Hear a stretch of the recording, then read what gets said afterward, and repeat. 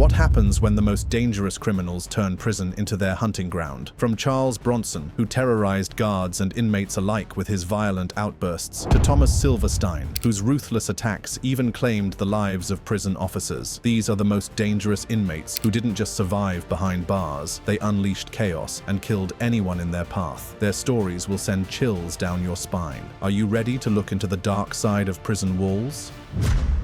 Charles Bronson.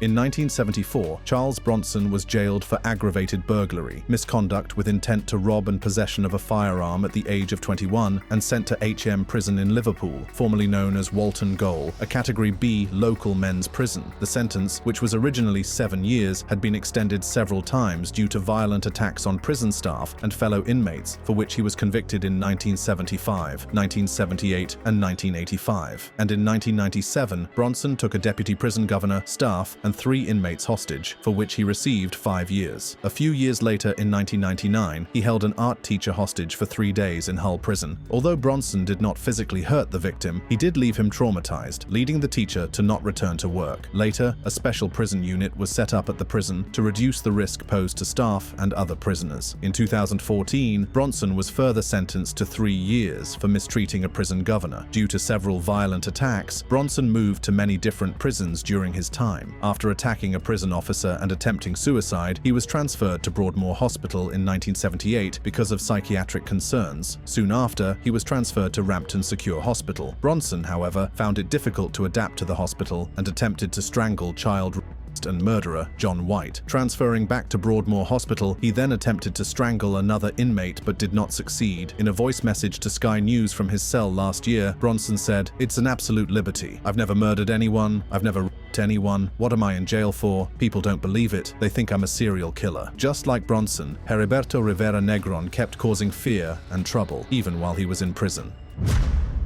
Heriberto Rivera Negron.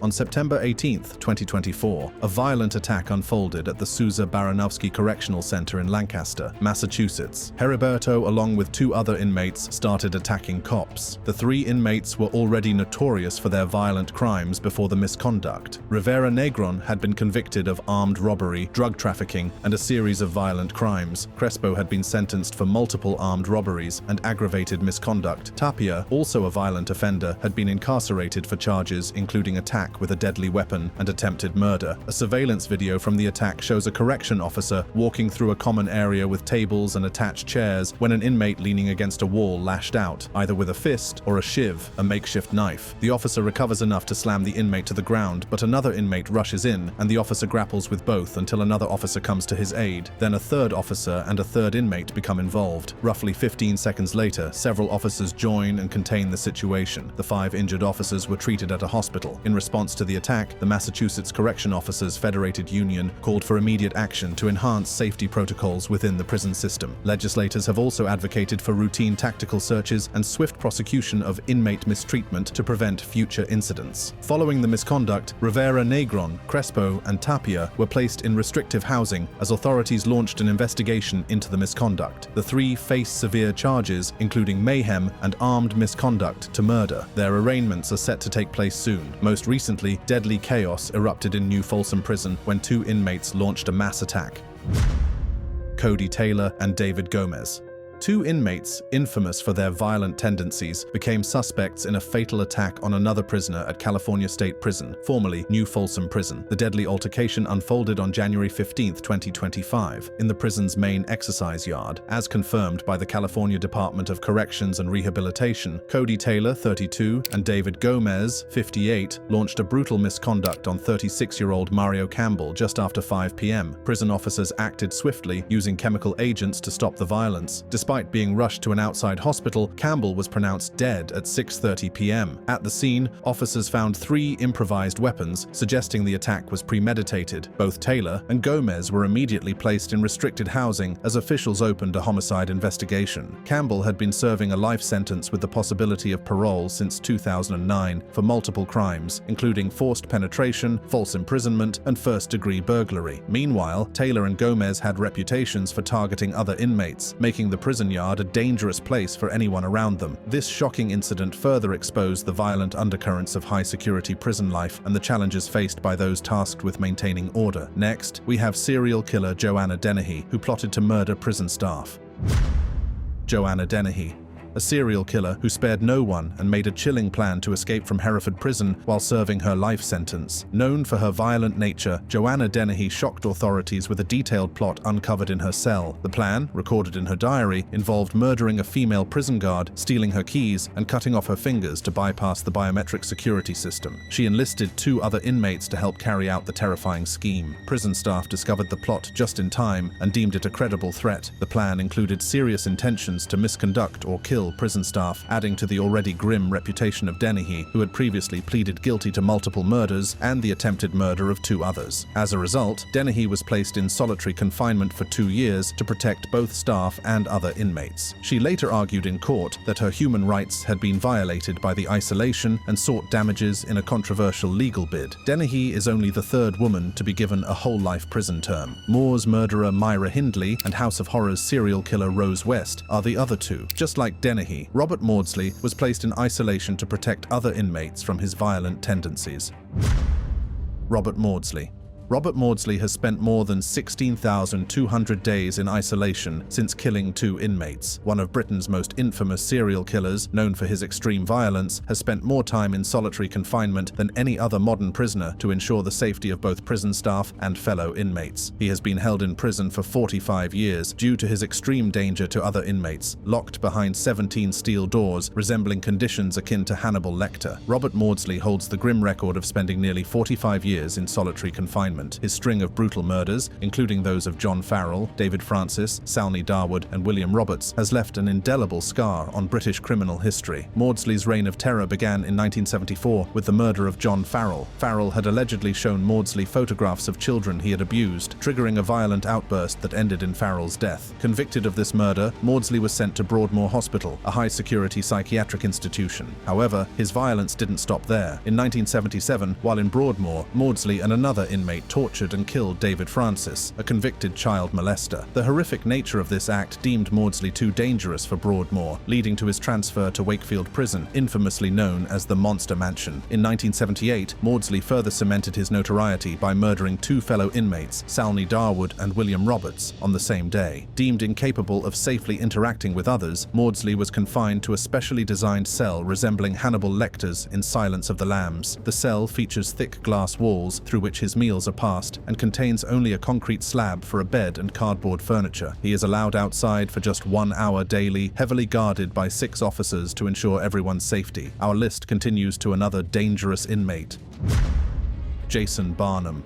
A tattooed man with a terrifying appearance and monstrous actions became a nightmare, terrorizing everyone in prison. Jason Barnum, nicknamed Eyeball due to a tattoo that darkened the white of his right eye, grew up in New York during the 1980s, facing economic struggles and family issues that forced him to mature quickly. His criminal journey began in high school, where drug addiction and peer pressure led him into theft and drug trafficking. In 2012, while police were investigating a string of burglaries and car thefts, Barnum, hiding in a hotel bathroom, opened fire on officers. After a shootout in which Barnum was injured, he admitted to committing crimes to fund his heroin addiction. Barnum attacked multiple inmates in prison, which led to his isolation. Due to his violent behavior and criminal history, he was placed under tight security to prevent further incidents or escape attempts. Sometimes, even prison officers become victims of criminals in custody, as seen when Thomas Silverstein killed an officer during his time at Marion Penitentiary. Thomas Silverstein.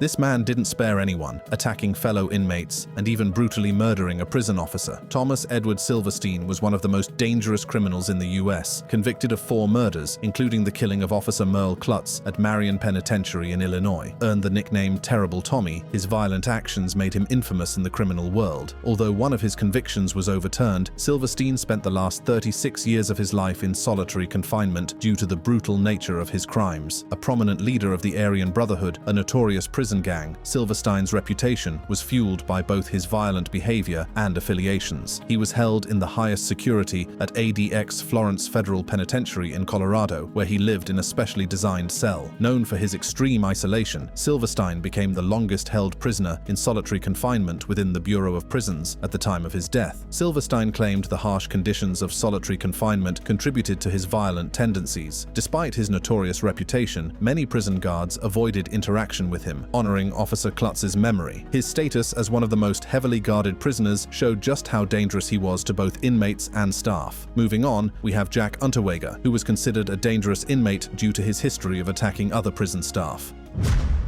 Jack Unterweger. While in jail, Wegen attacked several guards, showing just how violent and dangerous he was. Johann Jack Wegen was an Austrian criminal. He had a past filled with petty theft and time behind bars before his crimes escalated. In 1974, he strangled a woman with her own bra, a horrific act he repeated with around 40 more victims. After moving to Los Angeles, his killing spree continued until he was caught. He managed to briefly escape, but eventually committed 4 more murders before being apprehended for good. During his time in prison, Wegen shocked many by writing articles for magazines, keeping his true identity a secret. The thought of a beloved writer being a killer added a terrifying twist to his story. Even in prison, he kept writing, intensifying the horror of his dual life. Wegen spent about 4 years in prison before he ended his life, using the same method he used on his victims. Rodney Alcal is a dangerous serial killer who gained infamy after appearing on the dating game. Rodney Alcala. From killing innocent women to attacking inmates in prison, Rodney Alcala became one of the most unsettling criminals in history. In the 1970s, he murdered at least 5 women, but later admitted to killing 34 more, with investigations suggesting he could be responsible for over 140 deaths across the US. His crimes were as disturbing as his public appearances. What makes Alcala particularly chilling is his appearance on the game show, The Dating Game. He was introduced as a photographer, which is eerie because many of his victims were models. His answers during the show were unsettling, especially when he said nighttime was the best time because tonight is when things really get good. Despite his creepy behavior, he won the game, but the contestant, Cheryl, rejected him, finding him too disturbing. Due to the nature of his crimes, Alcala became the most dangerous man in prison. His violent history led to increased security measures to prevent him from causing harm while incarcerated. Otis Toole, like Alcala, shared a violent nature and a history of brutal killings. Otis Toole. Everybody's cases after the day of trial. You got newspaper clippings in the law out there. Anybody got common sense ought to know good and well you can do that. This violent man didn't spare his own partner, so it's no surprise that he didn't hesitate to harm others, including people in prison. Otis Toole confessed to killing over 100 people, often alongside his partner, Henry Lee Lucas. Toole was also responsible for the murder of Adam Walsh, the son of America's Most Wanted host, John Walsh. Toole's confessions, however, were inconsistent and filled with contradictions, which led to widespread doubt and controversy. One of his most infamous crimes was the abduction and murder of 6-year-old Adam Walsh from a Sears store in Hollywood, Florida in 1981. Toole repeatedly confessed to the crime, earning him the nickname the Confession Killer. A self-admitted cannibal and arsonist, Toole was arrested in 1983 for arson and sentenced to 20 years in prison. In prison, his notorious reputation led to his isolation. As a high-profile inmate, he was kept under special handling to ensure the safety of both himself and others. Toole died in prison on September 15, 1996 from cirrhosis of the liver. Despite his death, the mystery surrounding many of his confessions continues to haunt the families of victims and law enforcement officials. Next is Rosemary West, whose own daughter tragically became one of her victims. Rosemary West. A serial killer who murdered at least 10 young women. Most of them were dismembered and buried in the cellar of her home on Cromwell Street. Rosemary West married Fred West in 1972. Establishing a residence in Gloucester, the couple became 2 of the most horrific serial killers known to the United Kingdom, responsible for the dismemberment and murder of women and young girls, including 2 members of their own family. The cellar of their home at 25 Cromwell Street was a torture chamber, and his daughter, Anna Marie, became one of its first occupants, subjected to a horrifically brutal mistreated by her father while her stepmother held her down. This became a regular occurrence, and the child was threatened with beatings if she told anyone of her ordeal. Eventually, their activities drew the attention of Detective Constable Hazel Savage, who oversaw a search at Cromwell Street in August 1992 that led to their arrest. On December 13, 1994, Fred was charged with 12 counts of murder. He hung himself in his cell while awaiting trial. Rose went on trial on October 3, 1995. The jury unanimously found her guilty on 10 separate counts of murder on November 22, 1995. She was later sentenced to life in prison without parole. While in prison, she frequently threatened both inmates and prison staff, maintaining her menacing demeanor. Her actions led to her being closely monitored and placed in solitary confinement for the safety of others, just like Gary Ridgway. Gary Ridgway. From 1982 to 1998, Gary Ridgway, known as the Green River Killer, terrorized Washington state. He confessed to murdering at least 49 women, though investigators believe the real number may be as high as 71, making him one of the most prolific and brutal serial killers in U.S. history. Ridgway's crimes began in the early 1980s. He targeted vulnerable women, often sex workers or runaways, whom he lured along Pacific Highway South. After gaining their trust, he would strangle them and sometimes return to their dump sites to perform necrophilic acts. The name Green River Killer came from his first 5 victims, whose bodies were found in the Green River. For nearly 2 decades, Ridgway eluded capture due to his cunning methods and the limitations of forensic science at the time. In 2001, advancements in DNA profiling finally linked him to several victims, leading to his arrest. To avoid the death penalty, Ridgway made a plea bargain, confessing to 48 murders and providing chilling details of his crimes. After his capture, Ridgway's violent tendencies didn't stop. He attacked prison guards, prompting authorities to place him in solitary confinement. Now isolated, Ridgway has shown little remorse, describing his murders with disturbing detachment in court and interviews. Albert DeSalvo's story is similar, as he confessed to the murders but remained cold in his demeanor. Albert DeSalvo. Between 1962 and 1964, 13 women aged 19 to 85 were mistreated and strangled in their homes. As fear spread across Boston, people took extra precautions, buying locks, chains, and dogs for protection. The victims were typically found in their apartments, strangled with their own clothing, a sign that the killer was methodical and dangerous. Despite extensive investigations, the police were unable to catch him for years. In 1964, Albert DeSalvo was arrested for unrelated misconduct and later confessed to being the Boston Strangler. His confession, however, was met with skepticism, with some speculating he may have fabricated it for attention or due to mental illness. In January 1967, DeSalvo was convicted of misconduct, burglary, and robbery in a separate case and sentenced to life in prison. In November 1973, while serving his sentence at Walpole State Prison, DeSalvo requested to meet with his doctor regarding the Boston Strangler murders. However, the night before their scheduled meeting, he was fatally stabbed in prison, adding further mystery to the case. In 2013, DNA evidence finally confirmed DeSalvo's involvement in the murder of Mary Sullivan, the last victim of the Boston Strangler. This posthumous evidence helped bring some closure to the case, proving DeSalvo's responsibility for at least one of the murders. While DeSalvo hid his identity as the Boston Strangler, Richard Ramirez terrorized Los Angeles for years. Richard Ramirez.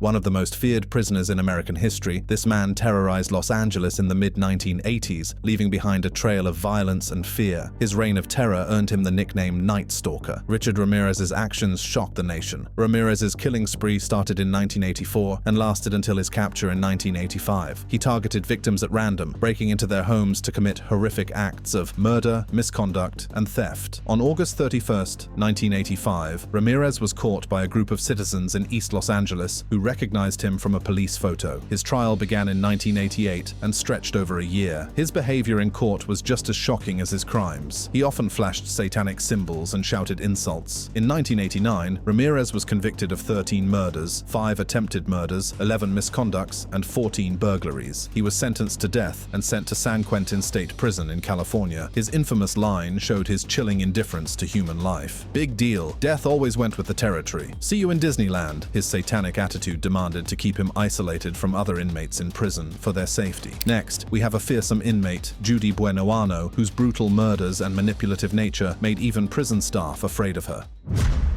Judy Buenoano. This woman was a threat to society, and after her capture, a danger to prison staff and inmates, requiring strict security measures. Judy Buenoano, infamously known as the Black Widow, was a calculated murderer whose crimes spanned years. Her web of deceit and murder was exposed after she was linked to several deaths and an attempted car bombing. In 1971, Buenoano murdered her husband, James Goodyear, by poisoning him with arsenic to claim life insurance. She later drowned her disabled son, Michael, in 1980 and was suspected of causing the mysterious deaths of other loved ones. After Michael's death, she opened a beauty salon in Gulf Breeze, Florida, and began dating John Gentry. Persuading Gentry to take out a $500,000 life insurance policy, she secretly increased the payout amount without his knowledge. A month later, she began giving him vitamin C capsules, which caused severe nausea. Gentry survived her poisoning attempt, but nearly died when his car exploded shortly after his recovery. A search of Buenoano's home uncovered wire and tape matching the bomb used in Gentry's car. She was sentenced to 12 years for the car bombing, but her involvement in multiple murders led to further convictions. In 1998, she became the first woman executed in Florida since 1848, dying in the electric chair for her crimes. Her case remains one of the most chilling examples of calculated murder for financial gain. While Judy kept people in fear, Charles Manson was another dangerous inmate whose manipulative charisma led to deadly chaos. Charles Manson. This man didn't just scare his victims, but also caused chaos in prison, terrorizing both guards and other inmates. Nobody. Charles Manson, a criminal and cult leader, is infamous for leading a group known as the Manson family, which carried out a string of brutal murders that shocked America. The most shocking of these murders happened on August 8th and 9th, 1969. Manson's followers, following his orders, broke into actress Sharon Tate's house and murdered her while she was 8 months pregnant, along with 4 others. The victims included Abigail Folger, Wojciech Frykowski, Jay Sebring, and Stephen Parent, all killed in a savage attack. The next night, Manson's group struck again, murdering Leno and Rosemary LaBianca in a brutal, senseless attack. The violence of these crimes, combined with Manson's ability to control his followers with his terrifying influence, left the public horrified and captivated. Even in prison, Manson remained a dangerous figure. He continued to spread fear, intimidating both prison guards and fellow inmates. His violent outbursts and manipulation made him one of the most terrifying figures in prison, and his reputation for causing chaos followed him wherever he went. Our list continues to the killer clown. John Wayne Gacy. From spreading smiles as a clown to causing bloodshed, John Wayne Gacy's reign of terror didn't end with his capture. He continued to terrorize, even attacking people in prison. One of America's most notorious serial killers, John Wayne Gacy, was convicted of torturing, raping, and murdering 33 males between 1972 and his 1978 arrest. He was known as the Killer Clown. Gacy entertained children at parties and hospitals as Pogo the Clown. Gacy's victims were mainly teenage boys and young men, whom he lured to his home with offers of work or other incentives. Once there, he overpowered and mistreated them before strangling or suffocating them. He buried 26 victims in his home's crawl space, with others disposed of in nearby rivers. Gacy's crimes came to light in December 1978, when 15-year-old Robert Piest disappeared. Piest was last seen with Gacy, prompting police to investigate the seemingly respectable contractor. A search of Gacy's home uncovered a hidden crawl space filled with the remains of several victims, and further investigation revealed more bodies. Gacy was subsequently arrested and charged with multiple counts of murder. During his trial in 1980, Gacy pleaded not guilty by reason of insanity, claiming that he had multiple personalities as he had attacked many people in prison as well. He was sentenced to death and spent the next 14 years on death row in an isolated cell that became his world, and he occupied his time by painting, often creating disturbing images of clowns. Gacy threatened inmates and prison staff, much like Nanny Doss, who hid her violent actions behind a sweet smile. Nanny Doss.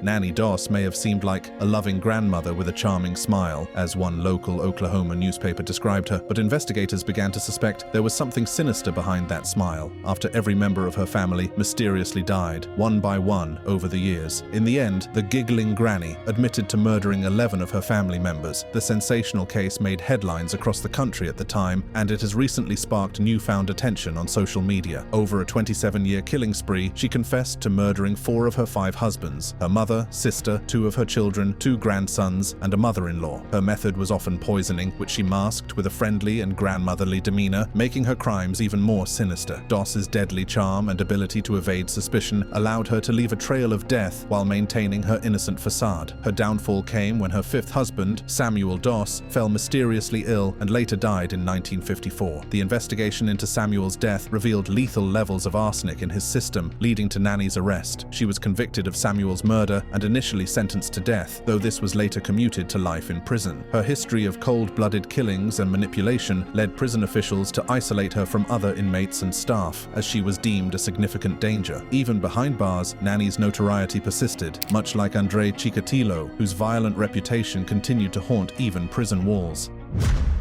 Andrei Chikatilo. Even in prison, this man attacked anyone he could, showcasing the depth of his violence. Known as the Red Ripper of Rostov, Andrei Chikatilo appeared to be a model Soviet citizen, once a military man and a father of 2. But beneath the surface, he was one of the most brutal serial killers in history. Chikatilo's horrifying spree began in the 1980s, during which he brutally murdered and mutilated 21 boys, 14 girls, and 18 young women. His crimes were so shocking that the Soviet government initially tried to suppress news of them to maintain the country's image and prevent panic. This media blackout only prolonged the investigation, giving Chikatilo the freedom to continue his killings for several years without detection. In 1990, he was finally caught after being seen with one of his victims. Police found a knife and other evidence that directly linked him to the murders. Chikatilo confessed to 56 killings, detailing the gruesome acts he had committed. His 1992 trial was widely covered in the media, with his erratic behavior raising doubts about his mental state. The emotional reactions of the victims' families further highlighted the devastating effects of his crimes on the community. Our list ends with Emilia Carr, a woman whose brutal crime and chilling actions in prison left a lasting impression of fear and danger. Emilia Carr.